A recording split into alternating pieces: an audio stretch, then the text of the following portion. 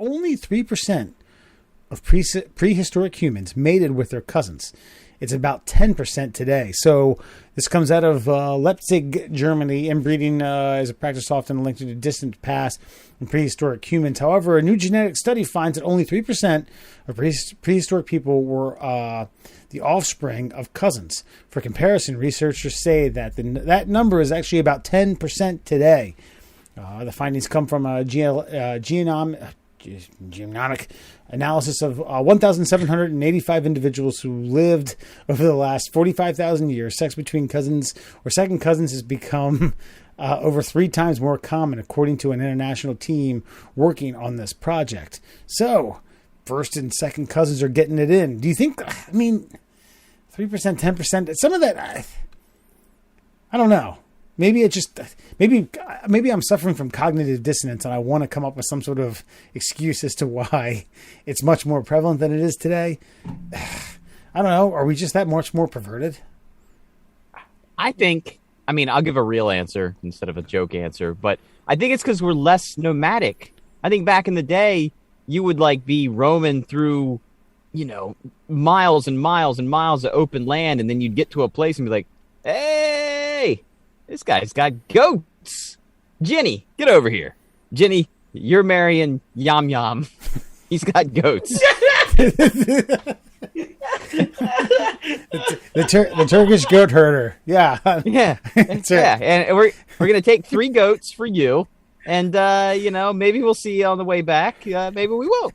And so the gene pool spreads over this giant landmass where today you've got a lot of backyard barbecues and, clear liquor. And, maybe you're not really roaming from town to town. It's not a lot going on.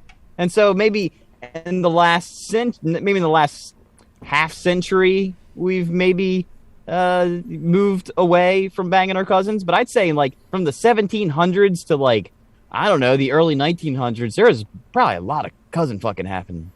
Okay. It's weird. Okay, so my parents found out when they did the I know what I always say the swab, but there's 2 or 3 of those major DNA trace back websites or organizations now. You're familiar with what I'm talking about, yes? Yeah, 23andMe is the most popular. The most popular one. So they did that, and it turns out my parents were 11th cousins. Which, in the grand scheme of things, means dog shit. 11 times. Chris, I get what you're saying. The town that I grew up in, I even knew people who were distant cousins of mine. It was identified.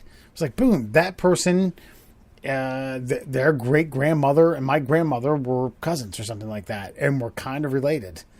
And I don't know. Maybe what you were saying is that in our time that became a no-no, but a couple generations ago, it was happening much more prevalently, much more cousin.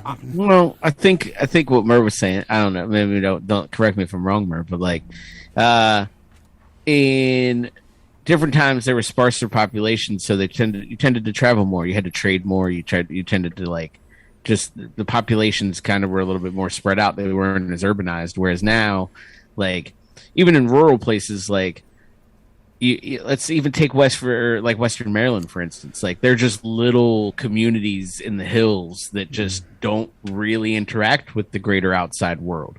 And it ends up just that they kind of continue that cycle in their own little microcosm of the world. Okay. You know what I mean? And that is probably more prevalent now than, say, back, when you had to move around for food or clothing or whatever it may be for some sort of living condition. Whereas now you just can kind of plop yourself down and do whatever it is you want to do. If that's your cousin, then it's your cousin. Well, let's just use America or North America as an example. Let's say you're one of the pilgrims that came over here in the 1600s, and half of you died after your first winter. There's 30 of you. Yeah, there's 30 of you left. Cousin Jimmy's right down there. And and your cousin Antoinette, And it's like, hey, Jimmy, you want to go venture out into the native lands and see if we can bang some Indians? Or you just want to get it on right now? Let's just do it. Because otherwise we're going to die and our entire gene pool is going to die out. Yeah. So you're probably going to bang your cousin. Yeah. And I'm saying, like, until America established itself and, like, cities and greater cities, then, yeah, I think there's a lot of not necessarily pure inbreeding happening, but very close ties, getting it down. I'm also willing to bet that there was a fair amount of incidental, like infidelity. The infidelity wasn't incidental, but the infidelity created cousins unbeknownst to the people who they were like breeding with. Does that make sense? So a dad cheats on his wife, has an offspring, and that creates like a first or second cousin to someone from from that family, and then they have no idea. It's hush hush, and then it's kind of like a Oedipus Rex situation, except a lot less worse than that. But whatever.